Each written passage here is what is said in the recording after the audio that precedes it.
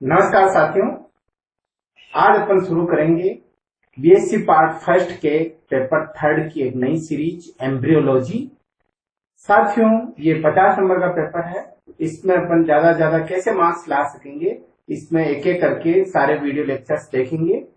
Embryology जो होती है,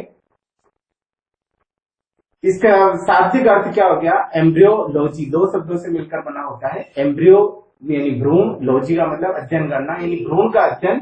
the study of embryo is known as embryology. साथियों, ये शब्द थोड़ा सा इनकम्प्लीट है, अधूरा शब्द है। एम्ब्रियो का अध्ययन करना मतलब भ्रूण का अध्ययन कर रहे हैं। भ्रूण बना कैसे है या इसके बाद क्या डेवलपमेंट होगा, ये इसके अंदर नहीं आता है। इसीलिए इसकी जगह पर एक नया शब्द यूज किया जाता है, उसे कहते हैं डेवलपमेंटल बायोलॉजी, यानी परिवर्धन जैविकी। परिवर्धन जैविकी ये कंप्लीट शब्द है। इसके अंदर इसकी परिभाषा क्या हो जाएगी? The branch of biology dealing with the prenatal and postnatal development. किसी भी प्राणी का प्रीनेटल यानी फर्टिलाइजेशन से लेकर जन्म तक, और उसके बाद उसमें और क्या क्या चेंजेज होते हैं, मेटामॉर्फोसिस वगैरह, रीजनरेशन, ये सारे चेंजेस इस डेवलपमेंटल बायोलॉजी के अंदर आ जाते हैं। इसीलिए इसकी जगह पर एक नया शब्द यूज किया जाता है, डेवलपमेंटल बायोलॉजी। या इसकी एक और परिभाषा कैसे लिख सकते हैं? It is the branch of biology dealing with the process of growth and changes that transform an organism from a fertilized egg in case of sexual reproduction, or asexual unit from as a spore or gemule to an adult of an organism। कोई भी एक animal जो है वो चाहे asexual reproduction से चाहे sexual reproduction से किस प्रकार से जाइगोट से लेकर वो एडल्ट बना है, उसमें क्या क्या चेंजेज आए हैं, ये सारे चेंजेज की अध्ययन करना डेवलपमेंटल बायोलॉजी कहलाती है।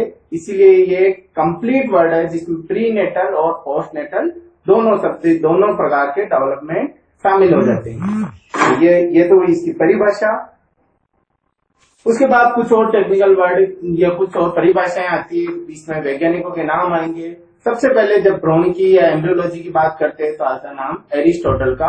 Aristotle is known as father of embryology and von Baer is known as father of modern embryology. आधुनिक भ्रूणिकी का जनक किसे कहा जाता है? तो वॉन बियर का। ये साथियों, ये छोटे छोटे सेक्शन ए की जो क्वेश्चन होते हैं उसमें ऐसे क्वेश्चन आते हैं, तो आपको ये नाम बताने हैं, ऐसे आंसर लिखना है। विलियम रॉक्स को फादर ऑफ एक्सपेरिमेंटल बायोलॉजी कहते हैं।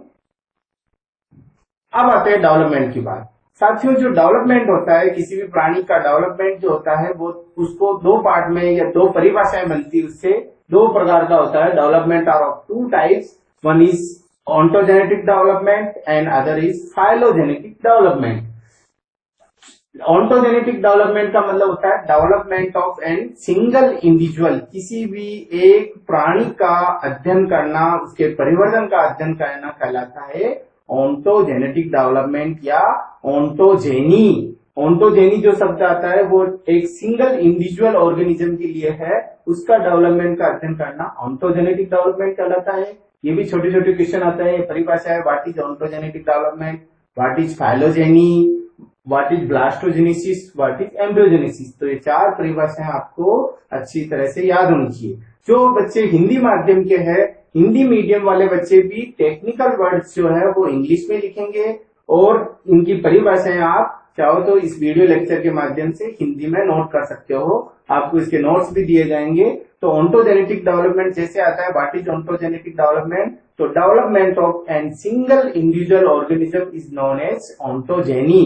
And what is phylogenetic development, the development of whole species, या इसे इवोल्यूशनरी हिस्ट्री भी कहते हैं।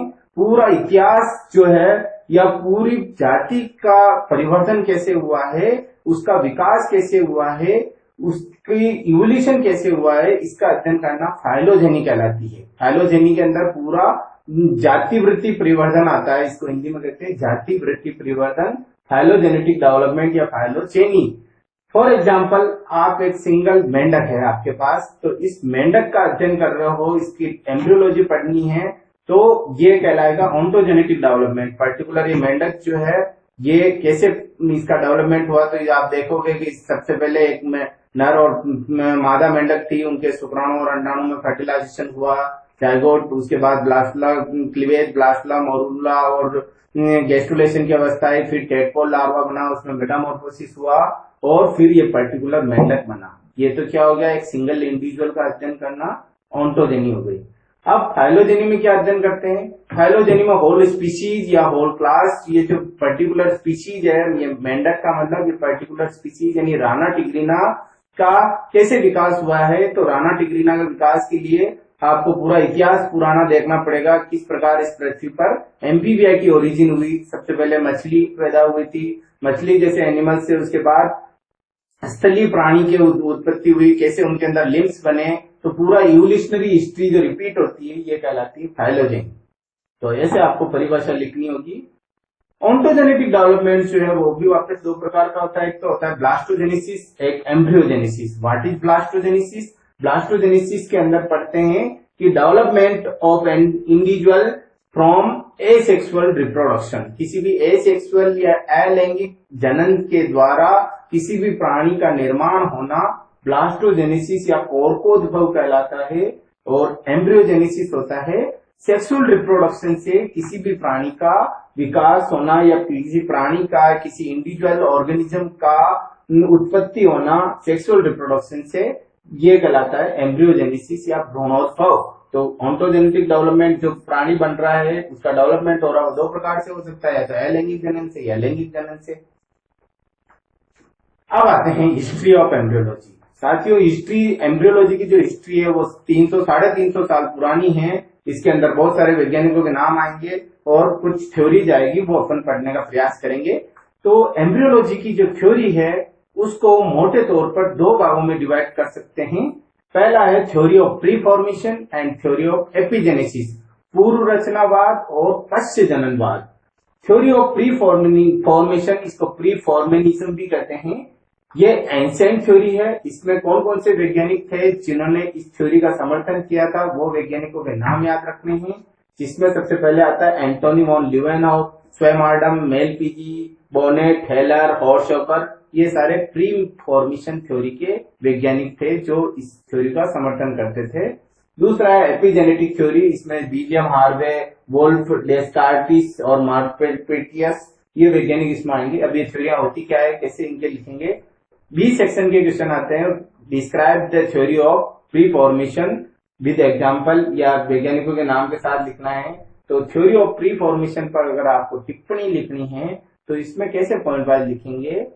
सबसे पहले थ्योरी ऑफ प्री फॉर्मेशन, इसके नाम का मतलब सबसे पहले तो ये एंशिएंट थ्योरी है, काफी प्राचीन है, 17वीं शताब्दी के अंदर थी, करीब 300-350 साल पहले, जिस समय विज्ञान का इतना आविष्कार नहीं हुआ था। तो वैज्ञानिक इस थ्योरी को मानते थे।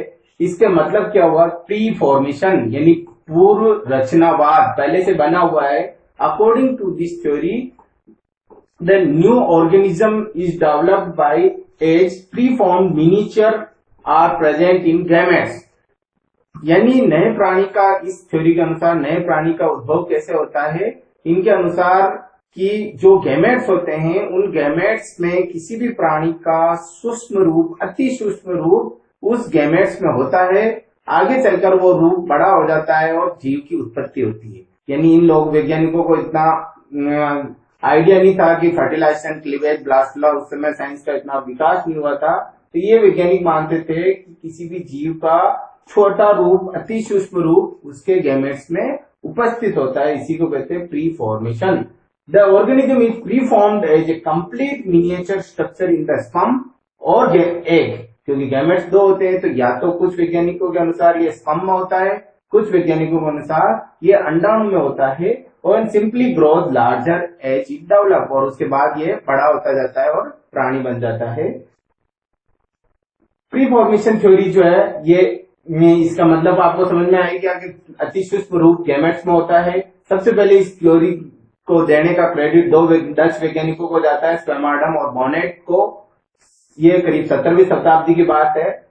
इसमें एक ये जो थ्योरी है प्री फॉर्मेशन, आगे चलकर इसके भी दो पार्ट होते हैं। क्योंकि गैमेट्स दो होते हैं तो ये भी छोटे छोटे क्वेश्चन आते हैं कि name any two scientist who are spermist और हु आर ओविस्ट। ये जो प्री फॉर्मेशन थ्योरी को जो मानने वाले वैज्ञानिक थे वो वैज्ञानिकों भी दो धड़े हो गए, दो पार्ट हो गए। कुछ वैज्ञानिकों के अनुसार जो प्री फॉर्म मिनिएचर रूप होता है वो शुक्राणु के सिर में होता है।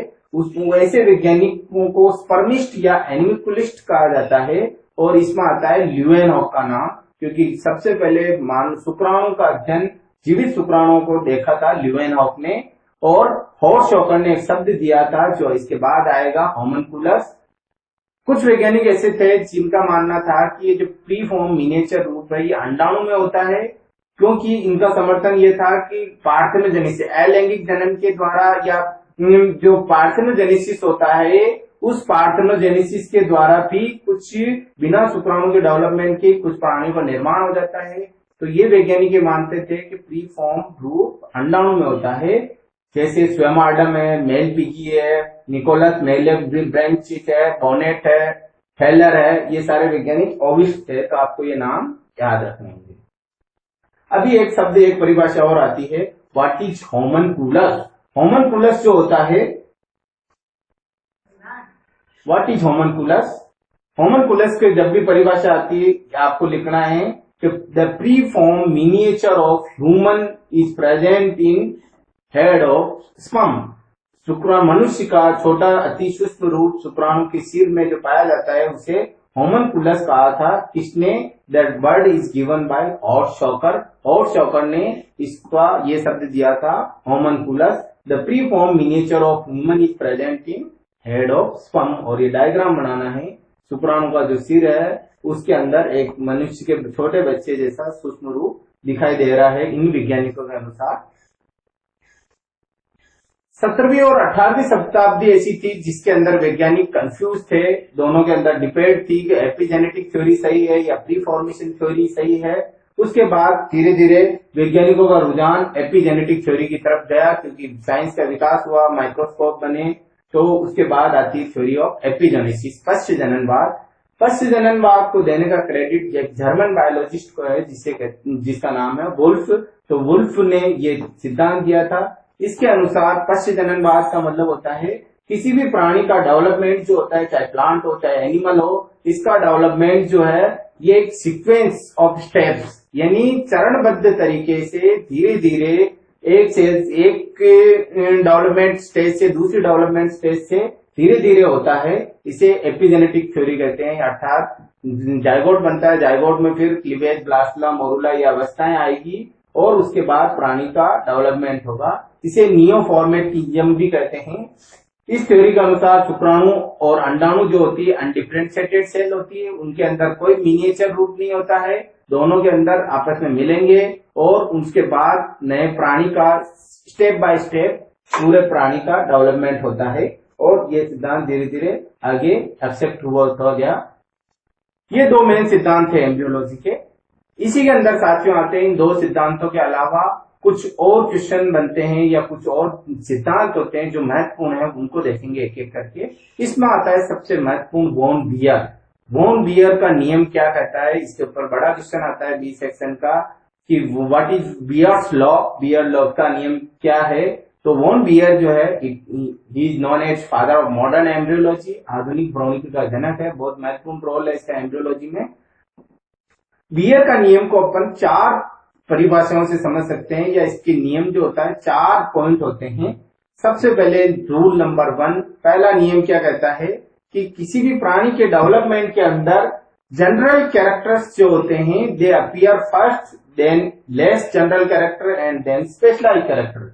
किसी भी प्राणी के डेवलपमेंट में जनरल कैरेक्टर्स जो होते हैं वो पहले डेवलप होते हैं, appear earlier than specialised character. कैसे कि मान लो अपन ह्यूमन का या कोर्डेटा का डेवलपमेंट पढ़ रहे हैं, तो कोर्डेटा के डेवलपमेंट चाहे मछली हो, चाहे एम्फीबिया हो, चाहे रेप्टिलिया हो, एवीज या मेमेलिया हो, इनके डेवलपमेंट में सबसे पहले जनरल कैरेक्टर डेवलप होंगे। जनरल कैरेक्टर कौन से हैं? सभी क्या है? कोर्डेट है।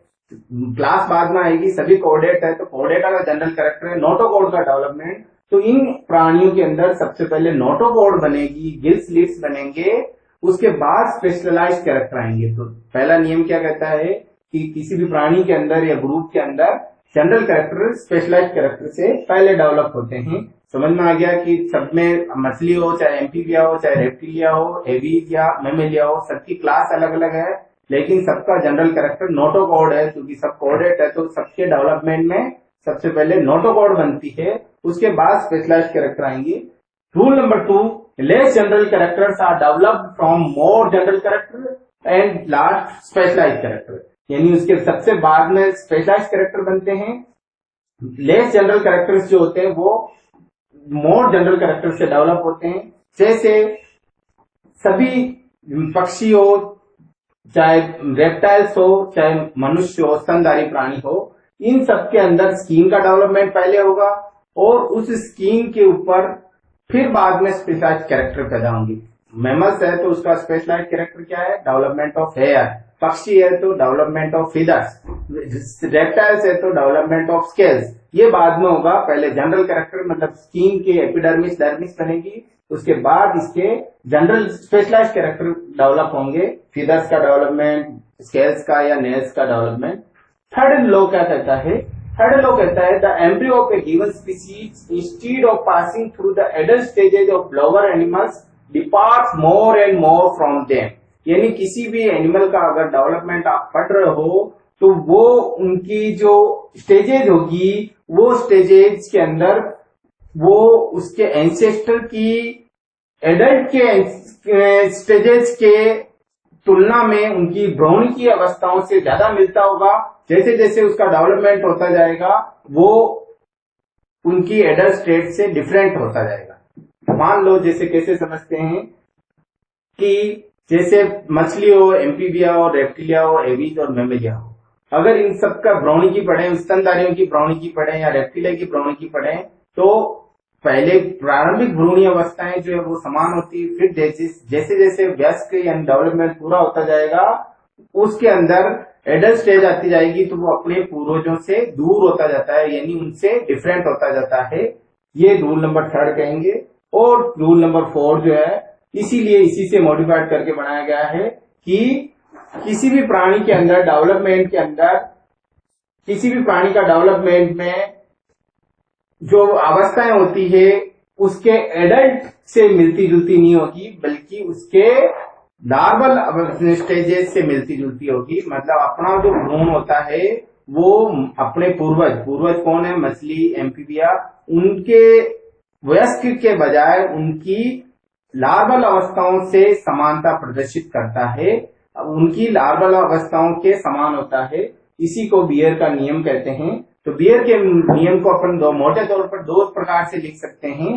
एक तो किसी भी प्राणी के डेवलपमेंट में सबसे पहले कौन से कैरेक्टर डेवलप होंगे? सबसे सामान्य जो जनरल कैरेक्टर, उसके बाद लेस जनरल कैरेक्टर, उसके बाद स्पेशलाइज्ड कैरेक्टर। अर्थात सबसे पहले फाइलम के कैरेक्टर, फिर क्लास के कैरेक्टर, ऑर्डर के कैरेक्टर और फिर स्पीशीज के कैरेक्टर डेवलप होते हैं। तो इस प्रकार से लिख सकते हैं कि सबसे पहले मोर जनरल कैरेक्टर, फिर लेस जनरल, फिर स्पेशलाइज्ड कैरेक्टर। एक तो पॉइंट ये हो गया। दूसरा पॉइंट ये बता सकते हैं कि किसी भी प्राणी के डेवलपमेंट के अंदर उन सभी अवस्थाओं से गुजरता है जिनसे उनके पूर्वज जो है उनकी लार्वल अवस्थाओं के समान होगा। उनके पूर्वजों के वयस्क के समान नहीं होकर उनके पूर्वजों के लार्वा के समान होगा। और इसी नियम को चेंज करके मूलर और हिकल ने एक नया सिद्धांत दिया जिसे कहते हैं रिकैपिटुलेशन थ्योरी, यानी एम्ब्रियोलॉजी का चौथा जो थ्योरी है जिसके ऊपर क्वेश्चन आता है, व्हाट इज रिकैपिटुलेशन थ्योरी या पुनरावर्तन का सिद्धांत क्या है? इसे बायोजेनेटिक लॉ भी कहते हैं। तो सबसे पहले लिखना है कि this law is given bye Müller और हिकल। अर्नेस्ट हिकल और मूलर ने ये सिद्धांत दिया था कि बियर के नियम को मॉडिफाइड करके। अकॉर्डिंग टू दिस थ्योरी, इस सिद्धांत के अनुसार एक लाइन में लिख सकते हैं, ऑन्टोजेनी रिकैपिटुलेट्स फाइलोजेनी। ऑन्टोजेनी का मतलब आपको पहले समझा दिया था, व्यक्तिवृत्ति परिवर्तन जातिवृत्ति परिवर्तन को पुनरावर्ती करता है ना। इस लाइन को इस सिद्धांत को एक लाइन में लिखा है, ऑन्टोजेनी रिपीट्स फाइलोजेनी, यानी व्यक्तिवृत्ति परिवर्तन जातिवृत्ति परिवर्तन की पुनरावर्ती करता है। मतलब ये हो गया वापस वही बियर का नियम कि आप किसी प्राणी का अगर डेवलपमेंट का अध्ययन कर रहे हो तो उस डेवलपमेंट के दौरान वो सारी अवस्थाएं आप देखोगे जिनसे होकर उसकी जाति यानी फाइलोजेनी की जाति की उत्पत्ति हुई थी। मान लो आप मेंढक का अध्ययन कर रहे हो, तो एक मेंढक के अंदर देखोगे शुक्राणु अंडाणु फर्टिलाइज हुए थे, जायगोट बना, फिर ब्लास्टला, तो ये सारी अवस्थाएं, टेडपोल लार्वा बना। तो इसके अंदर किसका रिपीटेशन हो रहा है, इसकी हिस्ट्री, एम्फीबिया की ओरिजिन कैसे हुई, यानी टेडपोल लार्वा बना जो मछली जैसा था, यानी एम्फीबिया की ओरिजिन मछलियों से हुई है। तो पूरी हिस्ट्री रिपीट होती है किसी भी प्राणी के डेवलपमेंट में, उसकी इवोल्यूशनरी हिस्ट्री जो होती है रिपीट होती है। या एक शब्द में इसको लिख सकते हो, या जब भी क्वेश्चन आता है आपको ये लाइन जरूर लिखनी है, चाहे हिंदी मीडियम हो चाहे इंग्लिश मीडियम हो। ऑन्टोजेनी रिकैपिटुलेट्स फाइलोजेनी, अर्थात व्यक्तिवृत्ति परिवर्तन जाति वृत्ति परिवर्तन की पुनरावृत्ति करता है। इसका मतलब समझा दिया आपको। ये एक डायग्राम आपको एम्ब्रियोलॉजी में जनरली मिल जाता है। ये बायोजेनेटिक लॉ को बता रहा है या बियर के नियम को बता रहा है। इसमें ये सारे कोऑर्डिनेट या वर्टिब्रेट्स है, इनका डेवलपमेंट की स्टेजेज जो है, उनकी प्रारंभिक भ्रूणीय अवस्थाएं सबकी समान है, चाहे मछली हो, चाहे कार्टिलेजिनस फिशेज हो, एम्फीबिया हो, रेप्टिलिया हो, पक्षी हो। यहां से देखकर नहीं बता सकते हैं कि किसका एम्ब्रियो हो। जैसे जैसे डेवलपमेंट होता जाएगा इनमें डिफरेंस होता जाएगा। सबसे पहले जनरल कैरेक्टर हुए, फिर स्पेशलाइज कैरेक्टर आएंगे, यूं कह सकते हैं।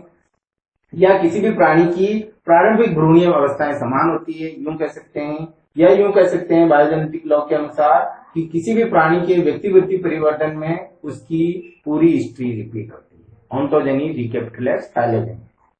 उसके अलावा कुछ और सिद्धांत है जिन पर छोटे क्वेश्चन बनते हैं, किसने दिया था और क्या मतलब होता है। जर्मप्लाज्म सिद्धांत बहुत कॉमन है, जो अपन जेनेटिक्स में भी पढ़ते हैं। जनन द्रव्य सिद्धांत जो वीजमान ने दिया था। वीजमान के अनुसार किसी भी प्राणी के अंदर दो प्रकार का प्लाज्म होता है, एक तो होता है सोमेटिक प्लाज्म, एक जर्म प्लाज्म। सोमेटिक प्लाज्म जो अपनी मृत्यु के साथ समाप्त हो जाता है, जर्म प्लाज्म आगे पास होता रहता है। तो ये किसने दिया था जर्म प्लाज्म थ्योरी, अगस्ट वीजमान ने दी थी। जर्म लेयर थ्योरी है ना, अपने डेवलपमेंट के अंदर 3 जनन स्तर बनते हैं गैस्ट्रोलाइजेशन में। तो ये जनन स्तर का थ्योरी जो दी थी फैंडर ने दी थी। इसने चिक एम्ब्रियो के अंदर 3 जनन स्तर, एक्टोडर्म, मेसोडर्म और एंडोडर्म का निर्माण देखा था। इस आधार पर जर्म लेयर थ्योरी दी थी तो फैंडर ने। मोजेक थ्योरी किसने दी थी, तो विलियम ब्रॉक्स ने, जो फादर ऑफ एक्सपेरिमेंटल बायोलॉजी है। Gradient theory is given by Boveri and Child. According to this theory, जो एग होता है उसके अंदर जो वो पोलराइज्ड होता है, उसके अंदर 2 ध्रुव होते हैं, एनिमल पोल और वेजिटल पोल। तो ये ग्रेडियंट थ्योरी कहलाती है, जो बावेरी ने दी थी। थ्योरी ऑफ ऑर्गेनाइजर या प्राथमिक संगठक का सिद्धांत जो है वो हैंस स्पीमान ने देखा था। इसको अपन वैसे डिटेल में पढ़ेंगे किस प्रकार इंडक्शन, एम्ब्रियोनिक इंडक्शन होता है या प्राइमरी ऑर्गेनाइजर होता है। तो ये आपको बताना है एक शब्द में, स्पीमान ने दिया था। अब आते हैं ब्रांचेज ऑफ बायोलॉजी। जो एम्ब्रियोलॉजी जो होती है, एम्ब्रियोलॉजी की कौन कौन सी ब्रांचेज है, आप मॉडर्न बहुत सारी इसके अंदर डेवलपमेंट हो गए हैं। तो कौन कौन सी ब्रांचेज होती है, एक होती है डेस्क्रिप्टिव एम्ब्रियोलॉजी। क्या होती है, तो डेस्क्रिप्टिव एम्ब्रियोलॉजी के अंदर किसी भी प्राणी के जो एम्ब्रियोनिक स्टेज होती है उनमें क्या क्या मॉर्फोलॉजिकल चेंजेज आते हैं, क्या क्या मॉर्फोलॉजिकल इवेंट्स होती है, ये सारा इसमें पढ़ते हैं। कंपैरेटिव एम्ब्रियोलॉजी में किसी भी प्राणी के अंदर डेवलपमेंट में जो एनाटॉमिकल चेंजेस आते हैं वो कंपैरेटिव एम्ब्रियोलॉजी में पढ़ते हैं। इवोल्यूशनरी एम्ब्रियोलॉजी में पूरा उसका इवोल्यूशनरी हिस्ट्री का अध्ययन किया जाता है, एंसेस्ट्री का अध्ययन किया जाता है। एक्सपेरिमेंटल एम्ब्रियोलॉजी जो होती है, इसके अंदर विभिन्न जो मॉडर्न एक्सपेरिमेंट्स होते हैं, फंडामेंटल मैकेनिज्म्स जो होती है वो सारा किया जाता है। जैसे अपन ने एम्ब्रियोनिक इंडक्शन का जो प्रयोग है वो सब एक्सपेरिमेंटल एम्ब्रियोलॉजी में आएगा। बिहेवियरल एम्ब्रियोलॉजी के अंदर किस प्रकार नर्वस सिस्टम का डेवलपमेंट होता है और एनिमल का बिहेवियर चेंज होता है, एनिमल के बिहेवियर में पैटर्न में चेंज होता है, डेवलपमेंट होता है, वो बिहेवियरल एम्ब्रियोलॉजी कहलाएगी। केमिकल एम्ब्रियोलॉजी में विभिन्न जो केमिकल्स होते हैं उनका एम्ब्रियोलॉजिकल इफेक्ट क्या होता है, बायोकेमिकल, बायोफिजिकल और फिजियोलॉजिकल कौन कौन से चेंजेज है, टेक्निक्स है जिनका यूज एम्ब्रियोलॉजी में किया जाता है, उसका अध्ययन किया जाता है। और लास्ट सबसे मॉडर्न ब्रांच है टेराटोलॉजी, जिसके बारे में डिटेल पढ़ेंगे। टेराटोलॉजी के अंदर पढ़ते हैं एबनॉर्मल भ्रूण का अध्ययन, किस प्रकार से फीटस जो होता है उसमें मेल फॉर्मेशन हो जाता है, उसमें डिफेक्ट्स हो जाते हैं और टेराटा उत्पन्न होते हैं। एबनॉर्मल जो भ्रूण उत्पन्न होते हैं या बर्थ डिफेक्ट्स किस प्रकार से पैदा होते हैं, कौन कौन से केमिकल्स होते हैं, उस शाखा के अंदर ब्रांच ऑफ एम्ब्रियोलॉजी, एम्ब्रियोलॉजी की जिस शाखा के अंदर इसका अध्ययन किया जाता है उसे टेराटोलॉजी कहते हैं। इस प्रकार साथियों आज अपने पूरा इंट्रोडक्शन देखा, इसको अच्छी तरह से पढ़ना है, वीडियो से समझना है, इसके नोट्स जो दिए जाएंगे उनको पढ़ना और हैंड रिटन नोट्स बनाकर इसको अच्छी तरह से समझना है। कोई भी प्रॉब्लम आती है तो आप व्हाट्सएप से आप पूछ सकते हो। धन्यवाद।